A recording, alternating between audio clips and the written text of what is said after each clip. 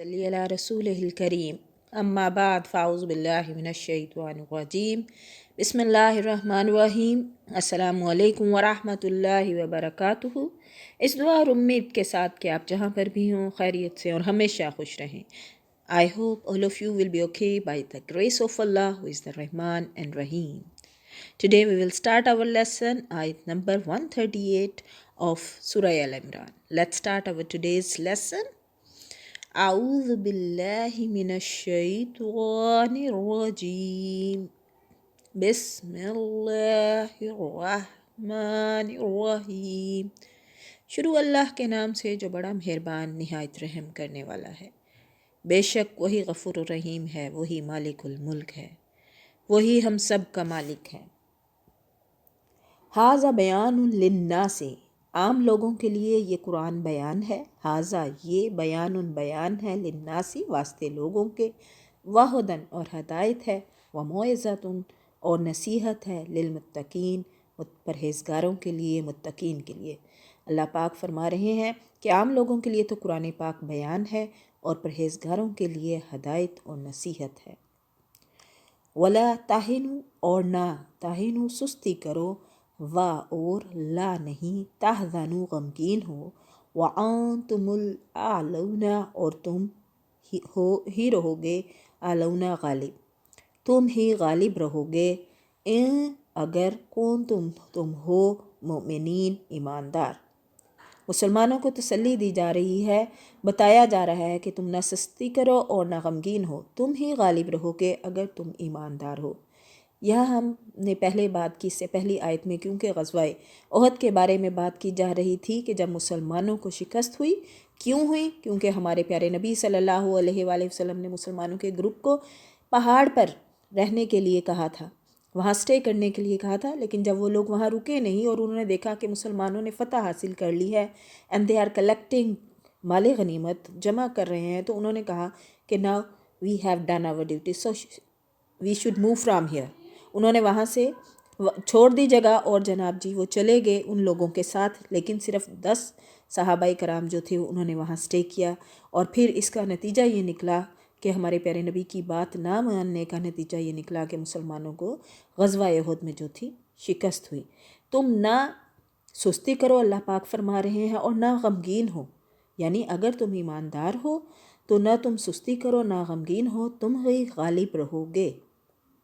N یمسسکم کرہ، اگر تم زخمی ہوئے ہو، فقد مس القوم، پس تمہارے مخالف لوگ بھی تو ایسے ہی کرہن زخمی ہوئے ہیں، مثلو ایسے ہی، اگر تم زخمی ہوئے ہو تو تمہارے مخالف لوگ بھی تو ایسے ہی زخمی ہو چکے ہیں۔ ہم ان دو لوگوں کو وَتِلْكَ الْأَيَّامُ اور یہ ہیں ایام کا، دنوں کا، نُدَاوِلُوهَا بین الناس درمیان لوگوں کے، ہم ان دنوں کو لوگوں کے درمیان عدلتے بدلتے رہتے ہیں، نداولوہا عدلتے بدلتے رہتے ہیں۔ گزشتہ جنگ میں جو تمہیں نقصان ہوا، اس سے ایک تو پہلی بات یہ بیان کی جا رہی ہے، اس سے نہ سست ہو اور نہ اس پر غم کھاؤ، کیونکہ اگر تمہارے اندر ایمانی قوت موجود رہی تو غالب اور کامران تم ہی رہو گے۔ اس میں اللہ تعالیٰ نے ایمان کی قوت کا اصل راز اور ان کی کامیابی کی بنیاد واضح کر دی۔ چنانچہ یہ واقعہ ہے کہ اس کے بعد مسلمان ہر معرکے میں سرخرو ہی رہے۔ ایک اور انداز سے مسلمانوں کو تسلی دی جا رہی کہ اگر جنگ احد میں تمہارے کچھ لوگ زخمی ہوئے ہیں تو کیا ہوا، تمہارے مخالف بھی تو جنگ بدر میں اور احد کی ابتدا میں اسی طرح زخمی ہو چکے ہیں، اور اللہ کی حکمت کا تقاضا ہے کہ فتح و شکست کے ایام کو وہ عدلتا بدلتا رہتا ہے، کبھی غالب کو مغلوب اور کبھی مغلوب کو غالب کر دیتا ہے، بے شک وہ ہر چیز پر قادر ہے۔ وَلِيَعْلَمَ الَّذِينَ اور جانتے تھے، یعنی کہ وَلِيَعْلَمَ اللَّهُ اور اللہ جانتا ہے، اور لِيَعْلَمَ اللَّهُ اللہ جانتا ہے، الَّذِينَ ان لوگوں کو آمنوا جو ایمان لائے، وَيَتَّخِذَ مِنکم شُہَدَاء اور ایمان والوں کو جان لے، اور تم میں سے بعض کو شہادت کا درجہ عطا فرمائے۔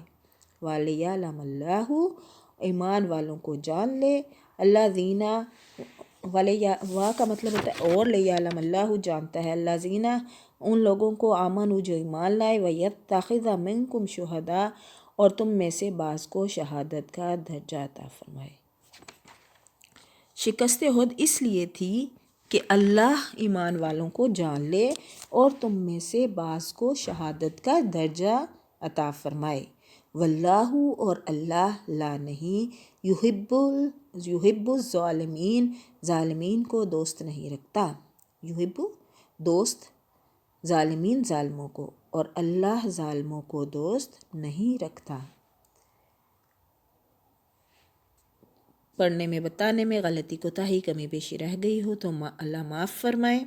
قرآن پاک کو زندگی کا حصہ بنائیں، روزانہ تلاوت کیا کریں، اپنے بچوں کو بھی، اپنی فیملی کو بھی، خود بھی ڈیلی قرآن پاک کی تلاوت کیا کریں، کیونکہ اسی سے ہماری دنیا اور آخرت میں کامیابی ہے۔ اللہ پاک مجھے اور آپ کو اپنے ہر حکم پر عمل کرنے والا بنائے، اپنے پیارے نبی کی ہر سنت پر عمل کرنے والا بنائے۔ جہاں بھی رہیں خوش رہیں، دعاؤں میں یاد رکھیے گا۔ وآخر دعوانا ان الحمد للہ رب العالمین، فی امان اللہ۔